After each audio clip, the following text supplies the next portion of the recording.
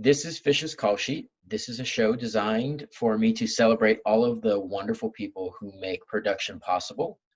And today is special for me because I have someone that I have admired literally my whole life, who sat on the stairs with me and cued me, who made me come in the back door on time, who made sure that when I was laughing and joking and playing, she kept me a kid, but at the same time gave me the freedom and responsibility to make sure I was doing my job as a professional.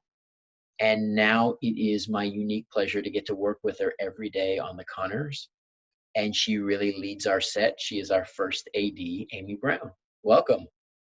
Thank you. And you're still my little kid. I love it. I remember all those days sitting up on the stairs, desperately trying to listen in for the cue line or for the moment. I had a short attention span, should we say?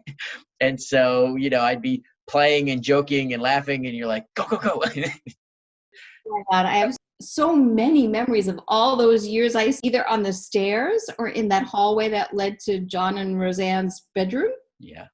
What is your official title? First Assistant Director. First Assistant Director.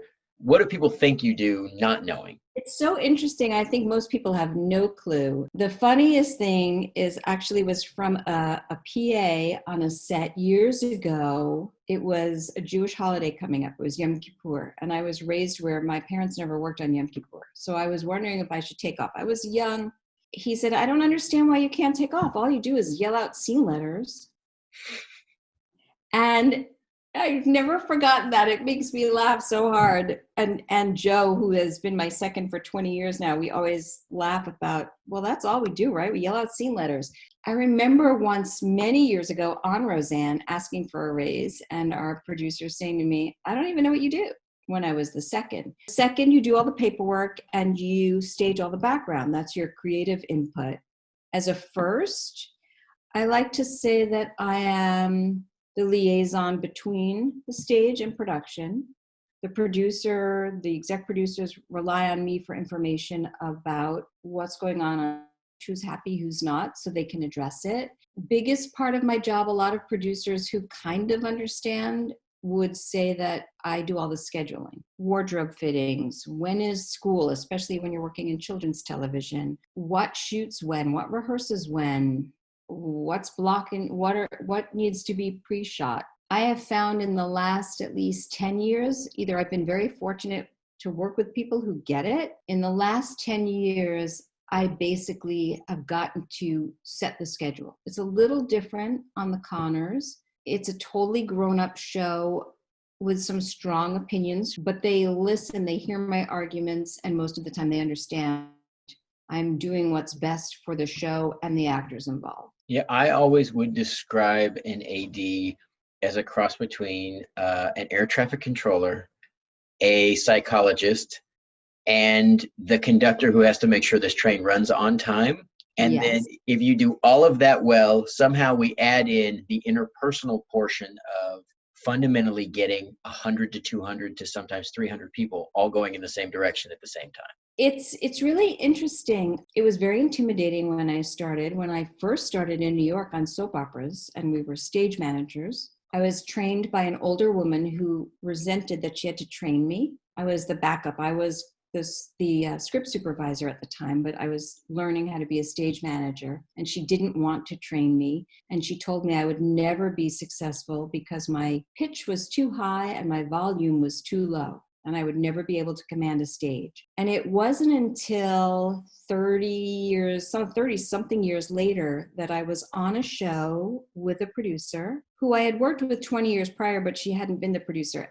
And we reconnected on a kid show. And when we got to a part of our second or third season where we were shooting a movie version on the back lot at Paramount, and I was having a tough time. And one of the nicest things she ever said to me was, when I first came on this show, I was used to only ADs who scream and yell, and there are a lot of them. That is a certain style, and that's never been my style. And for 25 years, I've told producers, if that's your style, then replace me, because that's not who I am. I'm more like the mom. Mm-hmm. And I believe that you get more with kindness and understanding than screaming. And she said to me, you taught me in your quietness that you actually get more done than all the ADs I've worked with who yell. And I never thought that was possible. When I came on and I first heard how quiet you were, I thought, oh God, how does this get done? But it does. And everybody has to find what works for them. And I know there's still a lot of screamers out there, but I've always felt very maternal towards my cast. I just, like you, I try to come from a place of kindness. Mm-hmm. I've always been struck by how much you lead with a quiet confidence. You can be loud when you need to, and that's the gift. And I also find that you do this really brilliant thing is every once in a while, you're a little quieter and people lean in, because once you've shown them you can lead and once you've earned their respect, and you do that so quickly on a set, because I've watched you through lots of projects, it almost works the other way. And I think it's more powerful because you get people engaged and they say, oh, she means something here. What should I be listening to? And I find that to be incredibly powerful. And I think it opens up the set because you don't have people being in fear. You have people feeling engaged and supported and committed. I coached for years and years as a high school coach. It's easy to intimidate people if you have a little bit of authority and pound on people, but you can only scare them so far. Right. If you motivate them, if you make them believe, if you inspire them, they'll go so much further, and they'll go further than they thought they could. And on rough days, you pull together. And, absolutely. And that's one thing I learned from you. Thank you. Growing up around a bunch of really strong women, you were kind of that feminist ideal to me. You were strong and bold and would speak up when you felt like it was necessary. But at the same time, you knew how to be kind and gentle and maintain this kindness and personality. And you had kids of your own, and we worked together while you were pregnant. Both times. No part of your life, from my perspective, as someone very close to you for 30 plus years, no side ever was cheated. You were always fully committed on all ends. And I find that so admirable. And I always saw that as an astonishingly beautiful thing that doesn't get acknowledged enough. Thank you. You're a hero for me in so many ways. And on our show, you interface not just with producers and production and crew, but you're that direct line with our director. And I don't think people really understand that link. You're hand in hand, making a schedule, planning how to do it. And on the Connors, for example, we have a lot of moving schedules because we have people who work on other projects and we all have other things going on. So trying to navigate that time minefield. Yeah, it's funny. It's coming back because Roseanne was so not that 30 years ago. It was so simple. And coming back, it was like, oh, back to like the simplest time in my life of scheduling. And then it's Emma Kenny has 2 shows and John Goodman has 2 shows and Jay Ferguson has 2 shows and Sarah has a talk show. I know. It became a huge juggling act. And sometimes I have worked with producers who don't want to share information, and that's really a struggle. And I did run into that one season on the Connors, trying to work. And, you always have to be flexible as an AD, and you come across every type of personality and you find a way to work with them or around them. Mm-hmm. That's what you have to do as an AD. You're the problem solver or part of the solving of the problems. It's so funny. You're the gear that makes all the other ones connect. So often you make everything run because you have to coordinate all of them and know when to throw a piece in or know when, okay, this person has to be someplace else. So now I have to move to, say, scene J, then we'll come back to A, then we'll go, P, then we're going to come back, right? And then we have to have everybody together, and we got to figure out what time the run through is so that the writers or the network and everyone can come together and see A through P all in order. And let's do it quick and make sure everybody's time is valued and managed. And then what time's tomorrow? And let's start tomorrow's call sheet. And some directors, they come in and it's their stage. I feel like when there's multiple directors, it's more of the AD and the producer stage. In the past, when you had one director that did the whole season, which is kind of rare now, they set the tone. But even then, like when I worked with one of our old directors, Andrew Wayman, he would always say, Amy, just tell me where to go and what to do. And there was that trust, even though he did all the episodes. And once you get a rhythm with a director and you know what they like, and you can figure that out. It's more difficult when you have 10 different directors coming in. You don't know their pace, their speed, how they like to work. And it's funny because yes, I have to keep things on time, and I have to get to a certain point. You want that input. You want to be a teammate with the director. And sometimes they're like, I just want to rehearse and stop bothering me with your questions, but they don't like the answers. They don't like, well, can you get there by 1:00? Can you Right. show the producers by 2? I mean, Or you have a whole group of network executives who are going to show up at 2:30 today. And some directors, everybody's different, right? If you come from a really fast TV background, then a lot of times you like to work fast. If you come from a single camera, you might like to do sections. If you come from a theater background, you might like to rehearse a ton, but that's all time. And then some some people, directors only like to go in order. yep, and some people only like to go once or twice. In kids television, we're scheduling the schooling, especially when you have a cast of 4 or 5 minors and you're juggling all of them and they're in some scenes together and some not. You come up with this great schedule where they could all get their school. And I had a few directors, some of whom I really adored, but they were like, nope, first day you must let me go in order.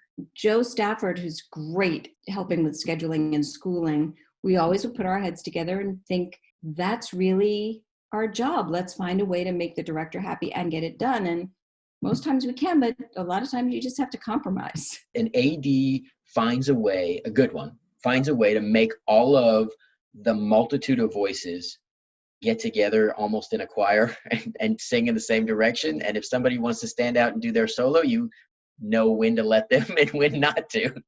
And I think part of why I love my job so much is I've been doing this 37 years. I think part of what made my love of my job continue after this long is that every show is different. Every group of people is different. So it's not like I've done the same thing for 37 years and, oh, aren't you bored?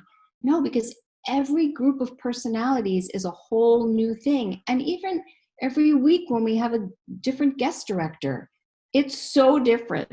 Each person and egos and all of that come into play each week, every week is different. That's one of the things I love about what we get to do. I love that every day is different.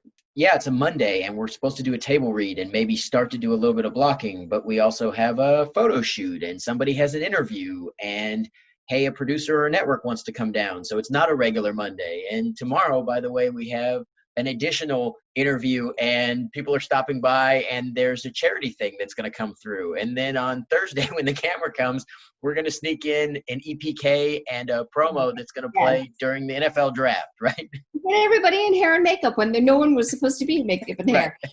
I joke on this because I've been trying to explain to people what a call sheet is. That's where your whole call sheet changes. I keep saying it all goes from, I love on a call sheet when it looks good, but the reality is it's never as easy as the call sheet because the call sheet changes. Do you remember back on the original, a call sheet was like nothing. It was nothing. The ADs, we were still stage managers and didn't even do them. The office generated a call sheet. It was like this general, like, here's who's coming in and here's when they're all coming.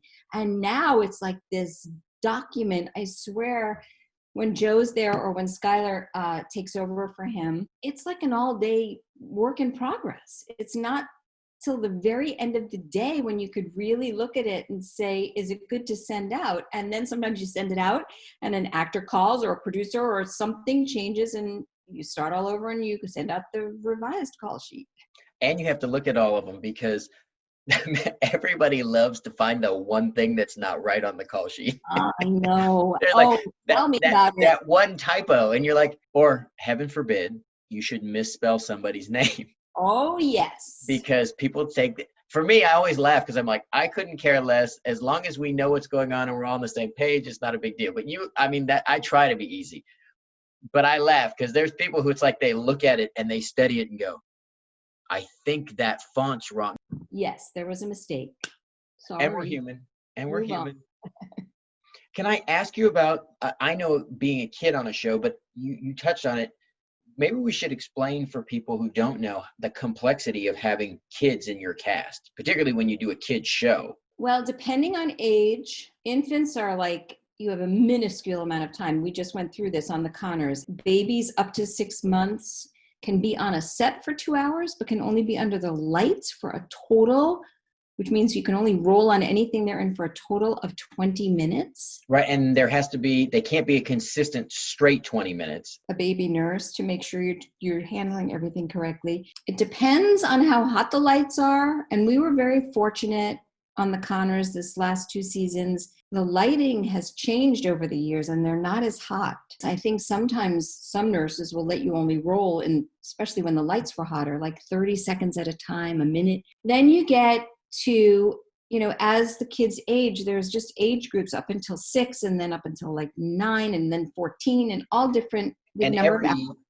year I used to get an extra half an hour because I used to celebrate every year. That was one of the things about my birthday that I loved, because for me, loving what I do and loving being on set, every year that was an extra half an hour I got to spend with you guys. So I was literally counting down. That was as good as my birthday. That was as good a present as I got 30 more minutes with the people I loved. Yeah, there's some age groups that are like 6.5 hours total. That includes schooling, hair, makeup, wardrobe, anything else that has to happen. And then all of your rehearsal. And if you're shooting that day, some kids, I did this with kids, they played quadruplets. You came to visit. They started at 9. And I think at 9, they were already 8.5 hours. 8.5 hours when you put in 3 hours of school a day and, 30 minutes to an hour of a wardrobe fitting that they might need. And a lot of scenes they're all in together. And it was interesting as I did the pilot of that show as well. And I said to the network executive at the time, the only way this is going to work if it goes to series is if you split up some of these stories. Because if all 4 and everything, there's nowhere to go. And she said, all right, I'll talk to the network. And then the show got picked up. And then we started getting scripts. And none of the stories were split. They were all 4 and everything. And I went to her and she's like, yeah, the network said, no, they picked up a show about quadruplets. They want them all and everything. And it was a real struggle. They had to give us an extra shooting day. So we did 3 block and shoot days, no audience for 4 seasons, always up against the clock. We would shoot some scenes that were just like the parents. And if we were long, they always got cut. Say, yeah, the audience wants to see the kids. There's not enough hours in the day. And then I did another pilot and it was not only 4 kids. One of them was little. She was like 7, so she had less hours, but they were half monsters. And we were dealing with some special effects makeup. It came from feature. And I'm like, can you give me an estimate for makeup? Because normally a kid's makeup and hair is like a half an hour. How much makeup does a little kid need? Right. And she's like, I don't know, as long as it takes. And I'm like, well, you did makeup tests. Well, yeah, but that was just playing around. So we did a test and she took 4 hours to do this one girl's makeup. And she had 9.5 hours. I said, I can't give you 4 hours a day out of my 9.5. And she had elaborate wardrobes. And every time you had to change her, if you had to change the looks within your shoot day, that was an hour to turn her around. And people don't realize, add in 3 hours of school, add in, you must have a lunch break, add in you're limited, and there's no going over. So there's no grace period of like, okay, we're here and we just need 5 more minutes. It's when the time's up, and they're done. And then they have to have a turnaround, right? You have to have enough hours before they can start the next day. Yes, and it's funny because when I did that show for 4 seasons, my executive producer, who became a really dear friend of mine and still is, it was 3 block and shoot days, and he was next to me for 10, 11 hours a day. You have an hour left on the kids, and we have 3 hours of work. And we always made the week, not always the day, but always the week, which is the goal. He would always start with, well, there's nothing else I can cut. There's nothing I can rewrite. And then it would get rewritten and cut because there was no way around it. And he actually created the half monster kids. And the producer on that pilot kept saying to me and the director the entire time, you're not getting a 4th shoot day, so don't ask for it. And the director and I were like, we don't want a 4th shoot day, believe me. And the director kept saying, I'll go fast. And he is fast. And then we get to the shoot days. There's not enough time in the days. Trust me. Well, there's nothing we can change. There's nothing we can simplify. And the director's going to go faster. We get to the 3rd shoot day and we're 2 hours behind. And the director very calmly said to me, so what happens when I don't finish? And I said, nothing. We've been told for weeks now, there's no added day. So nothing. He goes, well, I'm not going to finish. I said, I know, I've been saying that for a month. And the writers had said that they couldn't simplify anything. Well, when we had an hour left on the clock, believe me, they simplified everything and we got it all done. But that day was insane. There's something for kids you can do, which we'd never, ever had to do on Roseanne or the Connors, which is called a split call. And what you can do is you can call in a minor. And when you're in trouble like that and you're hours behind, you can send that kid away for a minimum of 3 hours. And then you can call them back and use the remaining time. And I had to do that on that pilot. And I had to do it on that quadruplet series a few times. I never had even heard of it before that because I'd been able to juggle. For people who don't know, all of these things are so regulated and the rules change all the time. So every year you have to kind of find what is the new rule or what small adjustments are made and what the union agreement is. And then you watch different people come in and how you play with that game of trying to be the general and direct the troops, but at the same time, guide people through being realistic. And when we were dealing with babies these last 2 seasons, sometimes the baby's supposed to be like, staring adoringly at and the baby's screaming the entire time. And you always try to have a hire twins, find twins. So we always had a backup baby, but they don't really look the same and that's a problem. But you try switching out babies, and we went through when they were teething, and both were screaming through an entire episode. Kind of have to go slow and make it work. Yeah, you can't tell a baby to change their behavior. So no, you can't tell a 7-year-old not to have a meltdown or an 8-year-old not to have a meltdown. All of these things come into play, or even adults, people going through life things. We've had people going through divorces. We've had people who have lost loved ones. We have had situations where people were ill. We've had situations where people had emergencies. We've had people have kind of like diabetic issues or medical issues that were underlying that they have been healthy, but all of a sudden they flare up in the middle of the day. And now how do you, one, take care of that person first, but then manage to rework this very complex thing that was all built on the idea of a schedule that had no extra time in it? It's challenging, but that's what makes it fun for me. For me, I always feel like the way I can best describe my job is that I'm putting together pieces of a puzzle. And for many years during my career, I felt like when each episode for a Thursday, Friday shoot, every Friday night, I would feel like, whoa, got it all done. Like it's this feeling of you never quite know until you get there. But when we get to our live audience show, that for me is when I've done all the hard work and I can have just fun. And enjoy the audience and the moment and the play. Yeah. Except with certain directors who don't want you to have fun, but that's another story. That's a hard one too, because that's one of those things too, is sometimes people come in and they want it to be work, or they think that if people are happy, that happy people don't work well because that wasn't their experience or how they grew up in their career. Exactly. And for us, we try to have fun. We look for the fun. We'll make the fun. Absolutely. And I was going from one show to another, and the show that I was on, I would make myself the center of being laughed at, laughed with. I would always have the sound guy, when the crew was setting up on our 3 block and shoot days on Nicky Ricky, play music that I loved. And I would always grab random crew members while everyone was setting up and make them dance with me. And they'd be like, no, I don't want to dance. I'm like, we all look stupid. Let's just do it. That's why it's fun. And I'll never forget, I was working with 2 crew members who knew a director that I was going to be working with on my next project and kept saying, you can't do that where you're going. You're not allowed to have fun.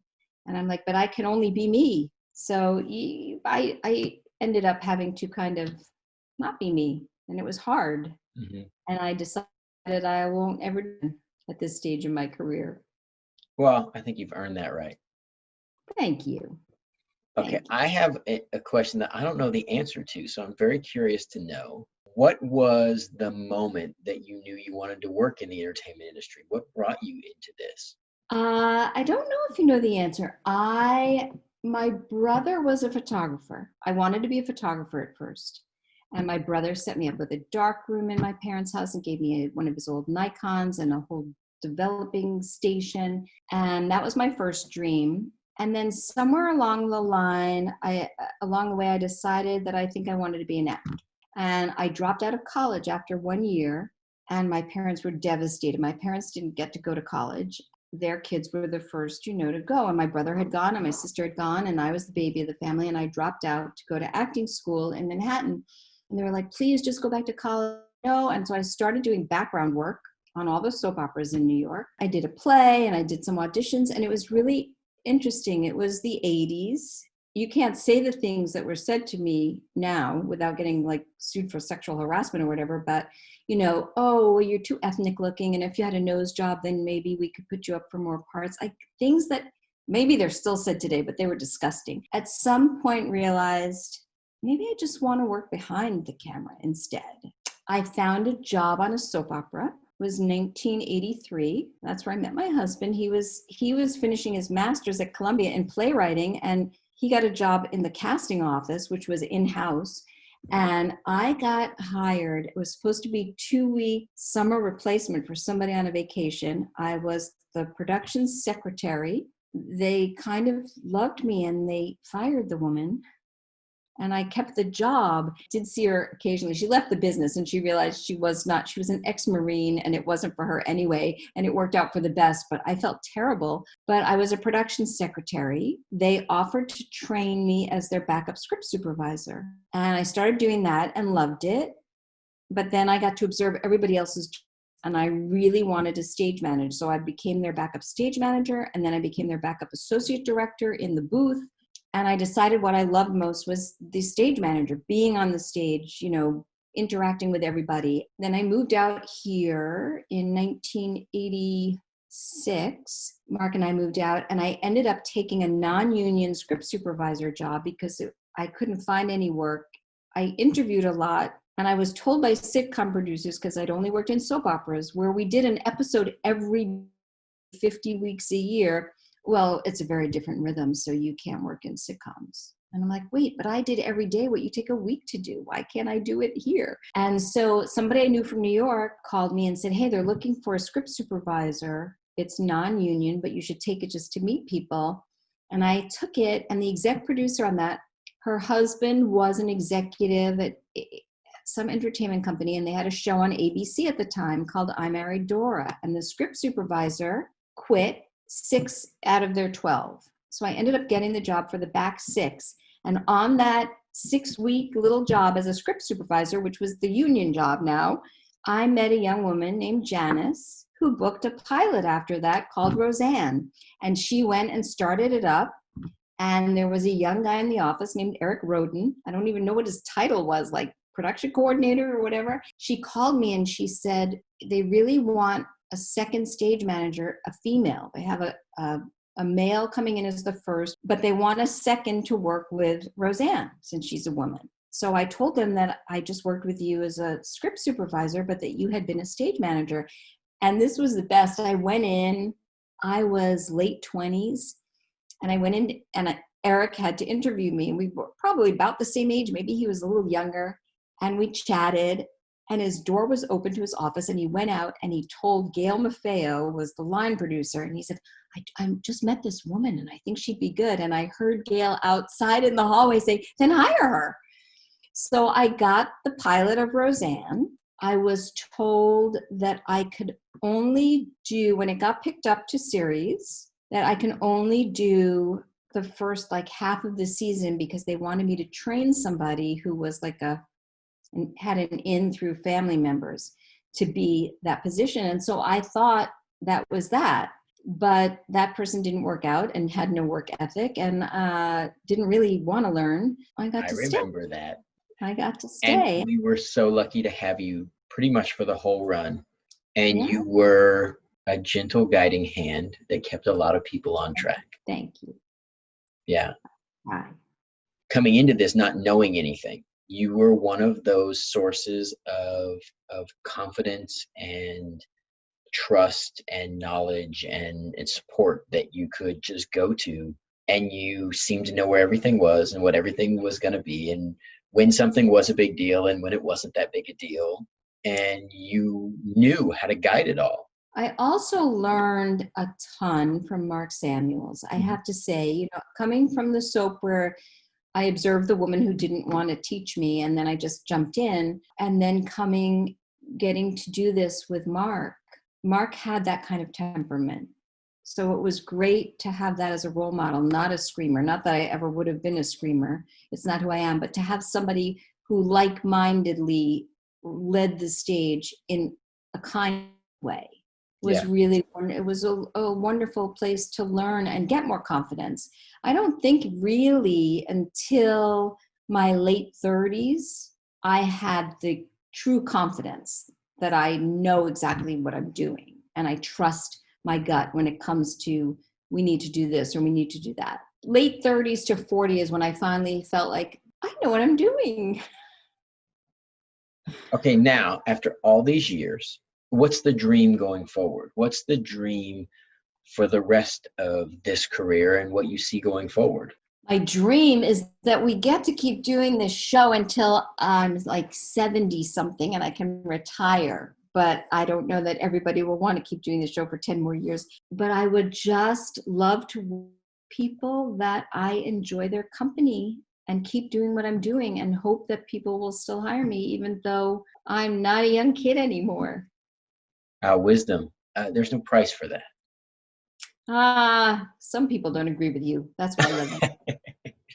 Yeah, I just love it. And I hope I can keep doing it. And I hope I have the physical stamina.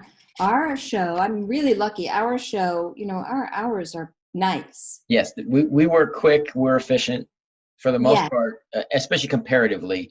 Being on a multicam sitcom style show is probably the best schedule in our Yes. business. And And we're good. being a show that's family, but adult oriented, when you're on a kid show, the hours can be really brutal, despite the fact that kids have limited hours. You'd think it would be easy. And in any show, you do find as an AD, you're kind of on the clock 24/7, 7 days a week. Everything's fluid. The script is changing every day, as you know, and therefore the schedule is changing every day. And you're just night and day. The phone's ringing and the texts are coming in, and you just kind of have to accept that. When I start a season for 35 years now, Mark says, I'll see you when the season's over. Yeah. And sometimes it's kind of like that. On this show, I'm very grateful that it's a much nicer pace and a much more livable show that we get to just relax. But who knows what's after this? Well, hopefully, something that I write and create where we start with the right tone so we can just enjoy, 5 to 10 years of doing what you like till you decide you want to move on and do something else. All right. That sounds good. Let's I'm do good with it. that. Do. All right, so what are some of your career highlights? What are some of the projects that stick out in your mind? Well, I would have to say the big three for me, I don't want to insult any friends that I've worked with, but being on that soap opera for several years and meeting Mark on it, that whole thing, that whole beginning of my career and all the opportunities they gave me were amazing. Lucking into the Roseanne pilot and spending 8 years of my life with everybody there while I had my kids was like such a gift. You can't even describe. One of the single biggest gifts is getting to come back 30 years later with everybody that was a part of your life for so long. And, kudos to Sarah when she put it together for reaching out to people that had been there at the beginning and saying, come back and do this with us. Especially that first season, that reunion season was very healing.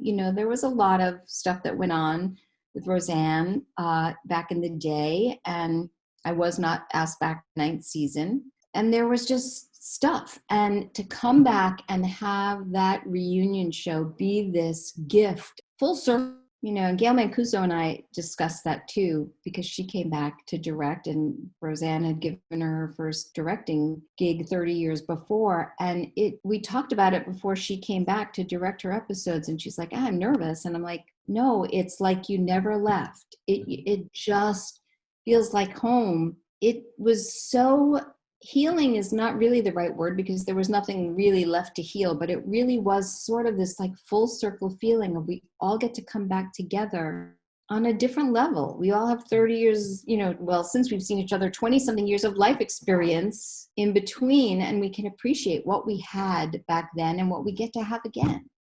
Yeah, it's such a special thing, I It think, in is general. very, very And special. rarely do you get to go back to a group of people that you had amazing experiences with all of that time, and knowing just how lucky you are to be in that place. I think perspective is a beautiful thing. Yes, and not only is it not very often, it's like never. In these careers, when do you ever get to do that?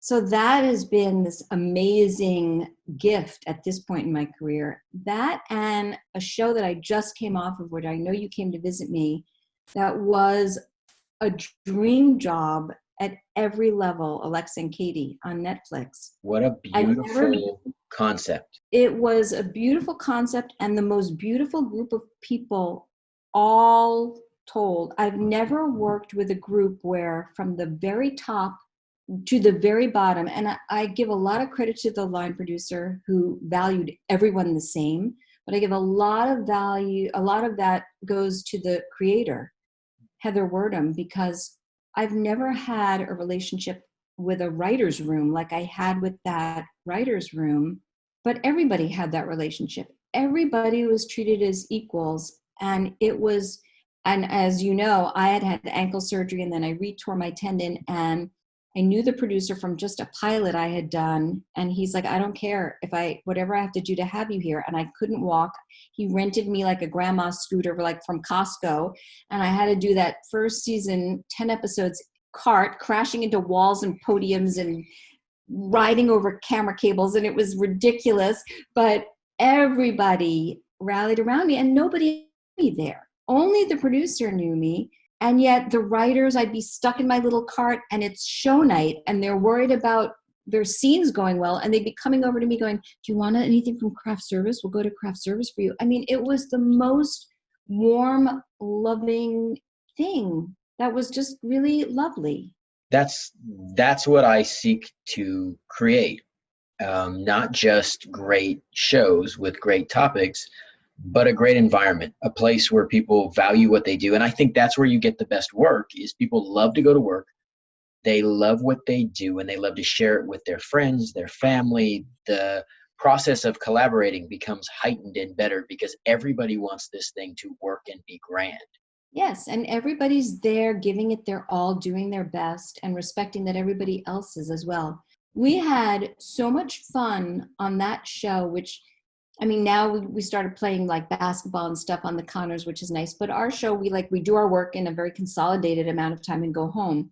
On Alexa and Katie, we would like do surprise birthday parties and all these things that we would like plot against other people. It was just fun. Yeah, plotting for joy. It's a beautiful thing, right? Usually people are plotting for the wrong reasons, but to have a group of people who are always building something positive. Yes. And Nitsa. Nitsa was my stage PA, and she was always looking for pranks, and we would try to like roll cameras and pull these pranks. Oh my God. The associate producer planned this huge 50th birthday surprise for our line producer. And we had to pretend there was a blackout and we were shutting down the show. And really we were just getting into a set where we had made a movie and a group of crew members put together a band to play. And the funniest thing as an AD is that after the movie was over, but before that he turned around and knew there was a band, first thing he said, he looks at his watch and said, please tell me you left time in the day for this. And I'm like, whatever. I mean, I had this whole plot. Jody Hahn, who we know was directing, and the showrunner and Jody and I, we had these like secret code words. Now I'm going to do the blackout. Now I'm going to say, I just need one pickup. And that's the cue to turn on all the lights. And like, how's Heather, the showrunner, going to let me know, like, okay, it's okay now to go. And Heather was like, all right, we'll make time, we'll just go faster in the other scenes. Just a kind of fun that you can only dream of to have at work. Who gets to do that at work? Oh, that's the dream. I want to be that space. I want to be the place where people don't want to retire. I know. I don't want to retire. So you're stuck with me. I hope to be stuck with you for another 15 or 20 years till you just decide, and that you're healthy and happy, and then you decide that you want to travel or do something else. But I want to help make that possible. Well, we're lucky. We have hiatuses, so I can travel on a hiatus. What is one of the strangest things you've seen on set? We don't have to use any names or get anybody in trouble. Over our time, we've seen some strange things, but Yes, we have. Okay, one of the strangest, and it wasn't on our show, was an actress, and I'd been forewarned by a fellow actor friend. I thought I was going to love working with this person, and he was like, oh, no, you're not. She brought her dog to work every day, which is a lot of people do, but she would like put the dog food on the counter in craft service and put the dog down on the counter and let it eat. She would let the dog run and use the hallways as its bathroom and let cast members clean up after it. We were shooting. We had 2 stages. One was a multicam traditional set, and the other was like a 4-walled single camera set. And her dog was running around it, and the dog was peeing on the carpet.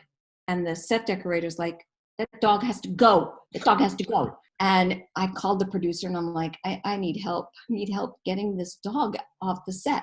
She was like, always, it was always with her. So the producer came down and he's like, look, I'm sorry, but the is gonna like take the dog and sit in your room with the dog. And I'll never forget, the script supervisor and I are standing there and she's like, somebody get me an apple. And a PA runs to craft service, which was on the other stage, and gets an apple and comes back. And she takes a bite of the apple, it's in her mouth, and then she spits it into her hand and she puts her hand out, says to the PA, take it, feed it to the dog, so that the dog would go with her. And that script supervisor and I started laughing like we couldn't stop. It was so absurd. The whole thing was absurd, like you see it in a movie. yeah, everybody out of control, and it just never stops, right? Oh my goodness. So yeah, that was one thing that was quite interesting.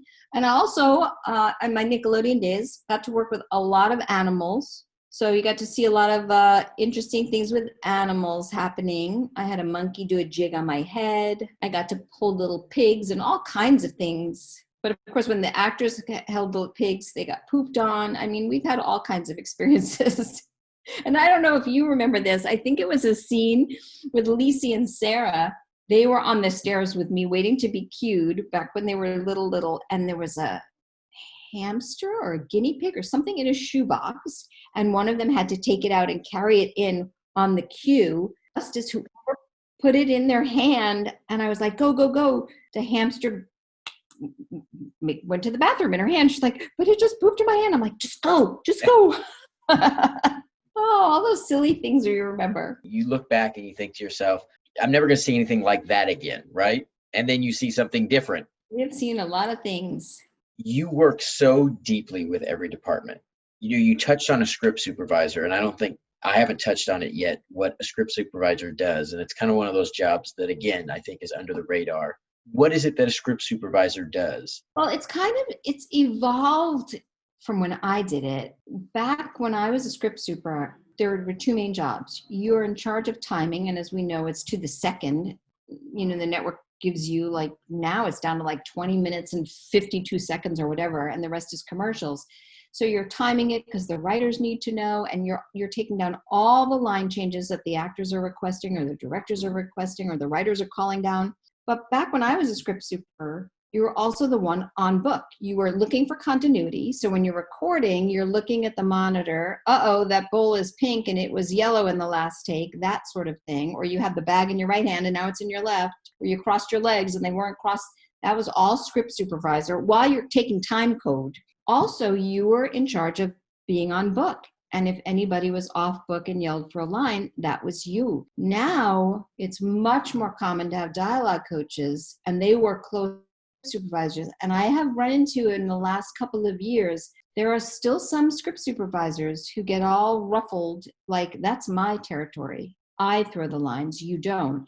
But most are like, hey, let's work out, like, I'll do it during this, you do it when we're shooting, and I have a lot of time code, because during rehearsal, you're looking at the words, you're not taking any time code. But when that time code's running and you're looking for continuity and you're looking for every 10 seconds to mark in your script for the editor, there's a lot to do. So we have, our 2 dialogue coaches who work closely with our script super. It's one of those jobs that is often overlooked. But powerful. It's powerful. Because if they don't do it right, it can mess a lot of things up. Everybody has an important job to do. They don't always get the respect that they deserve, but everybody has an important job to do. What's one of those experiences that you just couldn't wait to share, that you couldn't wait to come home and tell your loved ones about?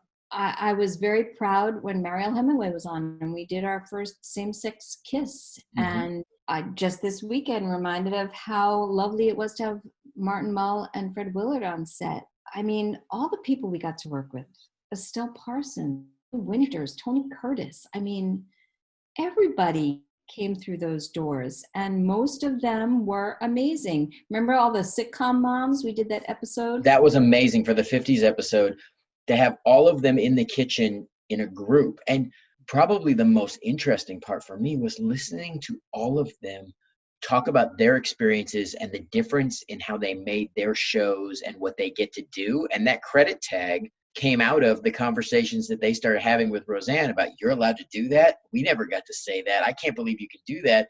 And next thing you know, it's our credit tag. What was it? One of them had the biggest potty mouth ever. And it was Yes. shocking, laughing like, oh yeah, which of course that's me. So I related to that. A funny story that I couldn't wait to go home and tell because it was the most embarrassing thing. There was a very esteemed stage actress and I did a pilot with her 20 something years ago. I called her about the schedule and makeup and hair and everything. And she said to me, I thought on the phone, she was already probably in her 60s then.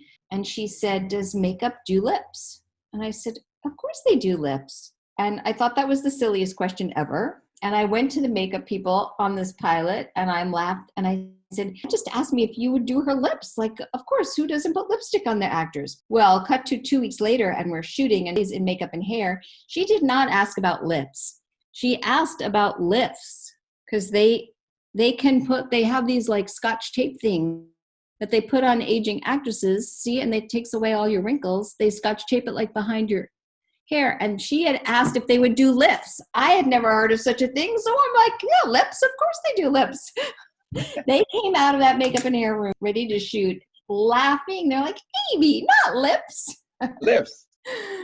But that's But the it was funny cool. thing. After all these years, you can still learn things, right? Like people will Absolutely. still surprise you, or there'll be something that you never considered that other people think is normal.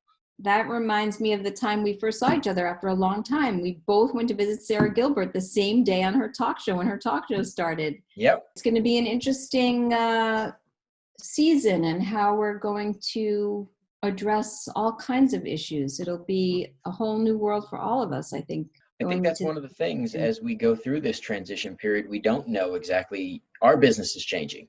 So how that's going to manifest itself, and you'll be in the middle of it because you'll be making the schedules and trying to adhere to all these things and adding what the differences in time and schedule and pieces are. we're lucky. We're in a show where people work fast and we can come in and we can do our days and go home. And it doesn't have to drag on for 12, 14 hours. We're not one of those shows and we can get it done. We're also really fortunate, I think, that we work on a show that deals with real life issues. So it can write what the world's going through right now. We don't have to pretend like, let's all sit around the dinner table and be on top of each other. We can deal with what's happening. Well, that's the beauty of what we get to do on our show in particular, is the ability to tackle something that's really heavy and really serious and do it with depth and layer and comedy, but be very serious about what's going on. That does remind me of a moment that you said, what was a special moment that you ran home to tell Mark? The pilot of Roseanne. I read that pilot and ran home to Mark and said, oh my God, this is a hit. That pilot, just from the get-go, our show was so, the writing has always been so fortunate. The writing has been so good because it's such a great mixture of reality and where are the laughs in real life. It's never just about jokes. That's the beauty of our show, I think. Always struggling for that balance. It truly is unique. It really is a rare blend. And It it's is. hard because I don't think, I try to write stuff that is very real and honest and raw in that way. And a lot of times I'm met with, well, is it a comedy or is it a drama? And people are uncomfortable because it's not a certain number of jokes per page, or, it doesn't fit a straight format. Well, for me as a viewer, I've always preferred watching where any laughs come from the characters. Yeah. I Not agree. a stupid shtick. Yeah. Okay, after all of these years, Amy, what is the one project, if you could go back to one project, knowing what you know now, is there one that you would go back and do some things slightly different? I don't know why this one show came to mind. It had some very difficult leading ladies. And it took me a while. I ended up loving it. I did 2 years there, and then unfortunately we got canceled. But I think I probably could have enjoyed more of it more. It was a struggle to come to terms with the demands being put on me by 3 different leading ladies. There have been some shows. I was a guest on one that was insane. There were 3 or 4 leading ladies. I was only booked to do a location shoot for them, and I was told, "Oh, and good luck, because nobody will come out of their dressing room first."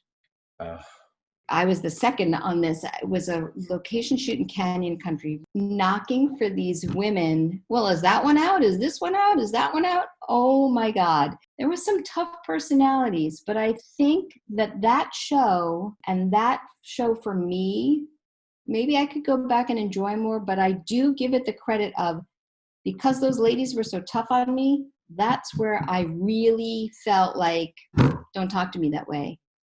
And there was an older actress on that who stormed off the stage and went home, screamed at me, stormed off the stage and went home. And the director was a guest. It was his first time there. And he's like, call her and ask her to come back. And I'm like, absolutely not. She came back, and my daughter was 6 at the time, and she was on set. It was like bring your kid to work day. And the woman came up, didn't apologize to me. The director called her and asked her to come back. And she came back. She walked up and didn't look at me and didn't apologize, but said to my daughter, "Oh my God, you must be Amy's daughter. You look just like her, da da da da da."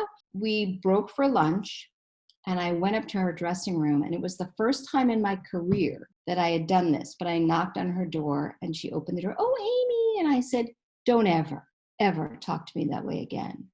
Oh, please have dinner with me, and I'm sorry, and I love you, and I didn't know this or that." I'm like, "Why didn't you tell me?" And I said, "Because you screamed in my face and stormed out of the building. How could I have possibly explained to you what had happened?"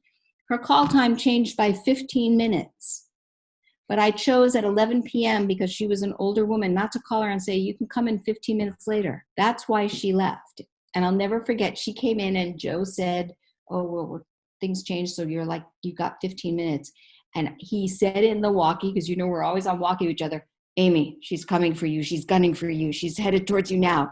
And she just got in my face screaming and stormed out of the building and drove home. But that moment of going up to her door and nicely saying, "Don't ever talk to me that way again. No, not going to fly." It sort of changed me. So I don't know, going back, would I change it? Maybe not. There was a lot of different pressures on me that I had never experienced before that show, from these 3 very strong women. But I think it helped shape me to deal with anything. As an AD, people outside our business don't know, but you're on a walkie. So you have kind of 2 worlds going at the same time. You have a technical world in your ear, and then you have the world in front of you. What's that like? When you're on a walkie just to your team, which is really all I do now, that there is no truck, it's just me and the people in my department. I'm telling them who I need, what I need. They're talking to each other, and sometimes that drives me crazy, and I have to turn it down. But sometimes I turn it off, and then I forget I've turned it off, and they come like, "Amy, are you not hearing us?" And sometimes 2 of them are talking in that ear, and someone walks up whispering in that ear, and I'm like, I can't hear you whispering because they're yelling in this ear. And but it's really about what you need. You learn some good lessons. Like sometimes wardrobe departments want a walkie, and I was doing a show with Joe and Skylar like 6, 7, 8 years ago, and they always kept a walkie in the wardrobe room with the walkie on. And I won't name the lead actor, but he was in wardrobe, and I didn't know, and we're looking all over for him to get out for a scene. And I'm on the walkie like, "Does anyone know where the expletive so-and-so is?" And all of a sudden I hear him on the walkie going, "I'm in wardrobe and hold your horses," or whatever. I'm like, oh, luckily we had a good relationship, but normally it's private between us. Like, what the hell? Where is this one? Where's that one? Hurry. You're always always up against that clock.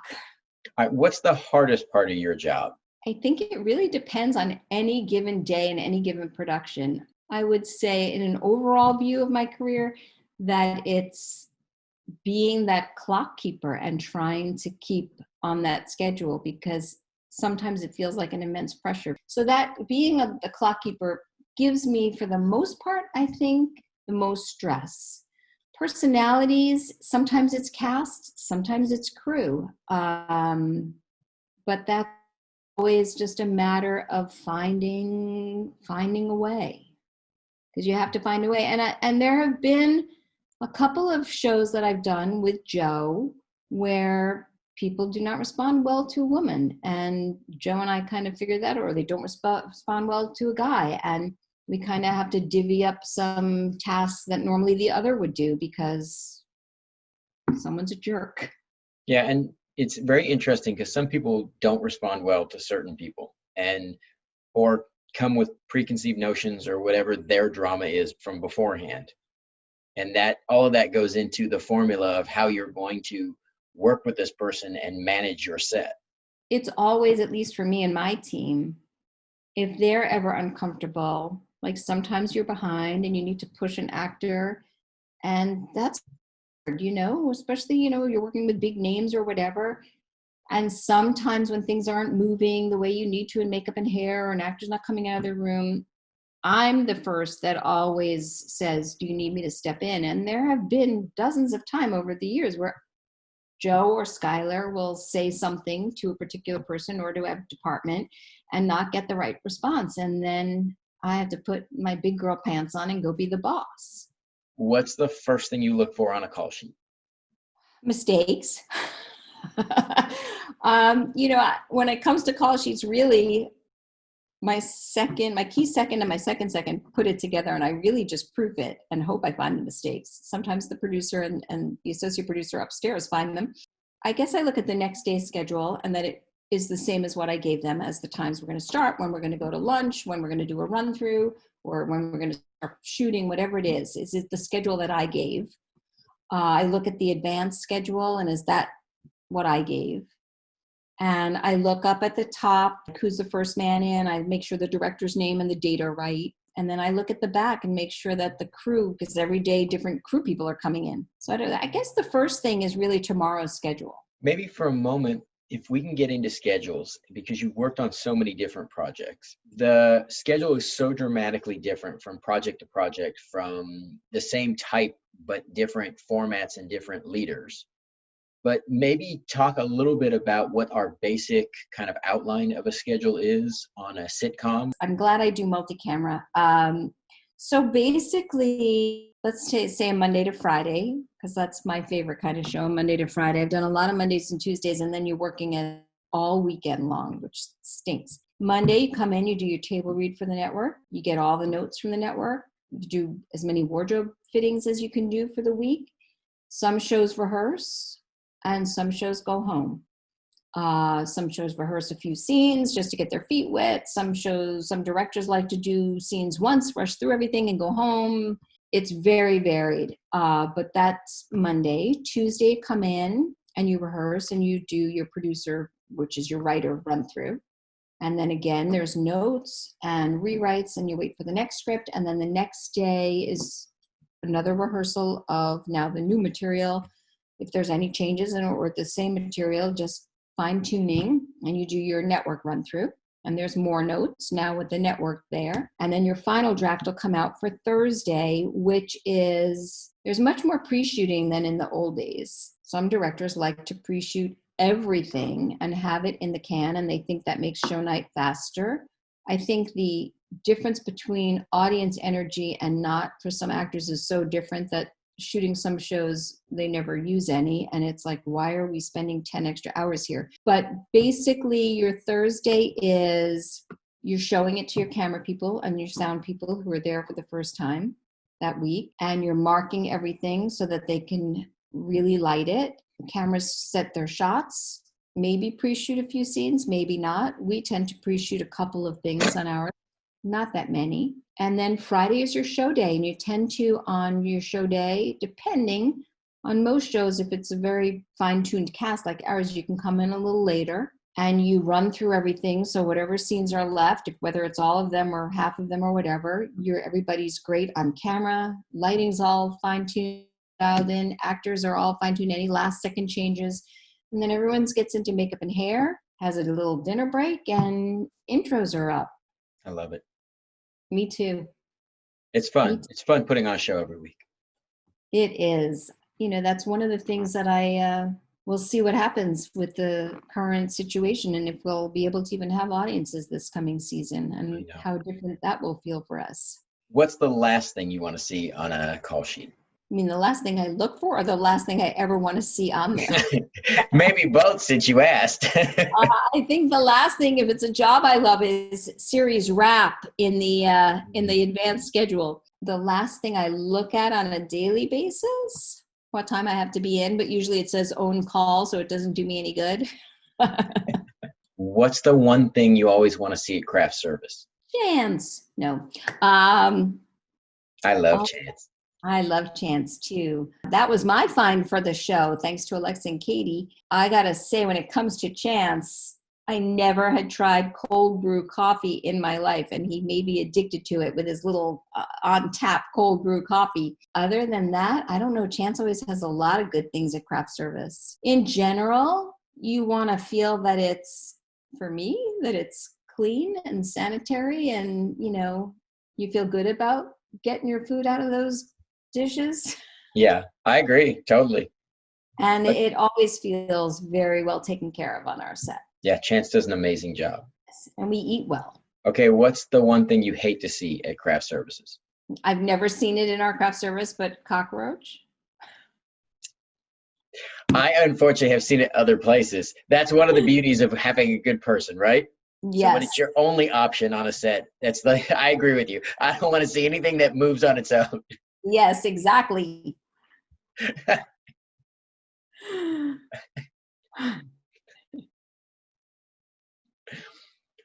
Okay, Amy, how do you define success? It's funny. I would say the last thing I define it by really is the money part of it. I define it by two things: loving what I do and feeling loved and respected for what I do. Then how do you measure up to your definition of success? I can't really say how others feel about me. I can only know that I love what I do and I give it 150% every day. And for me, I feel satisfied that I give it everything I've got, and I feel confident without saying I know exactly how people feel about me. The response I've gotten over the years, especially in the last 10, 15 years of my career, has been, it overwhelmingly warms my heart. You don't really know. You put out, you do the best you can. You don't really know how you affect people until people like Michael Fishman come along and tell you how you affected them. And that means the world to me, to know that, Well, you have affected my whole life in the best possible way. So if that's your definition of success, for me, you have always been a definition of incredible success. Well, thank you. And I hope to continue with you until my career ends, whenever. And then to continue doing stuff because I enjoy your company so much long after. Yes. Sounds good. Okay. What's the one thing that you want to see on every set? Smiles. Yeah, me too. Me too. What's the one thing, if you could change or eliminate from a set, that you take away? Negative attitudes. Way too many negative attitudes, especially when things change and people are so grumpy about not just going with what has to get done. We all know that things are going to have to change sometimes. Just choosing to be positive, choosing to have the right mindset about going about work. What's the best gift you ever gotten from working on a project? My husband. And what a gift, right? How long has it been? It has been, October will be 36 years that we're married. Oh, that's beautiful. I don't even know how I'm old enough to say that, but it's true. I don't feel it. But no, but again, age is more about what you do with your time and how you invest that time and the effect you have on others than it is some kind of chronological note of passing. Absolutely. Absolutely. I always want to act like I'm 28. That's my age in my head. I like that. I always say that if we could count up and then count down a little and then count back up so I can stay somewhere closer to how I feel. Exactly. How do you want the people who worked with you to remember you? I would, if people that I work with could remember that I always tried to be kind. Didn't always succeed, but I always tried to be kind. And that as stupid as I looked, I always loved to dance. I love that. I love your breakout dance parties, these moments that just bring joy. They're so much fun. Yeah. You know, you have to get to a certain age where you just don't care what anybody thinks. The earlier you get there, I think that's the secret. The earlier you get there, the better. Yes. Did you see the video that Vito shot of me? It was No. like a steady cam shot. We were camera blocking first team, all the, the actors were gone. And I pulled out a little speaker and I blasted a song and I danced through the sets and the crew, and Vito, with his phone, was following me. And Mark, the highlight for Mark was Charlie, our on-set dresser, who's been through my whole ankle journey with me, yells in the background, "Be careful, Amy, watch your foot."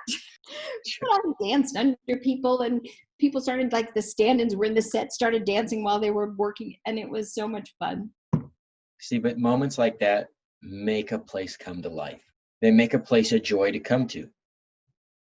Yeah, you and I agree. Some people think it's a waste of time and stupid, and let's just do our work and go home, but not how we live our lives. And I much prefer our way. Yeah. All right. What is the legacy you want your loved ones to take from your life? I hope that they see someone who tried both in private family life and in work life to do their best and be there for everyone. It's interesting. I've had this conversation in the last few years, much more with my daughter than with my son, about being a strong woman role model to her, which, she told me that I was, which is a beautiful thing.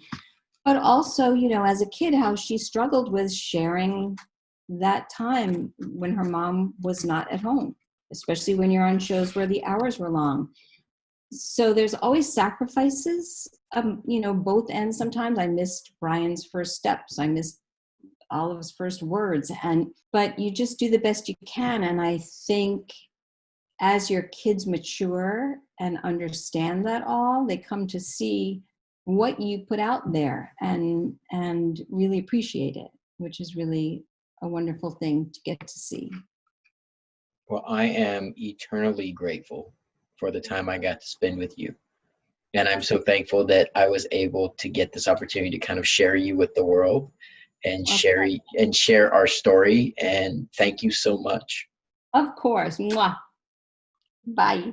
If you'd like to be updated on Fish's Call Sheet, go ahead and subscribe or hit the bell below so you know right when we update new information.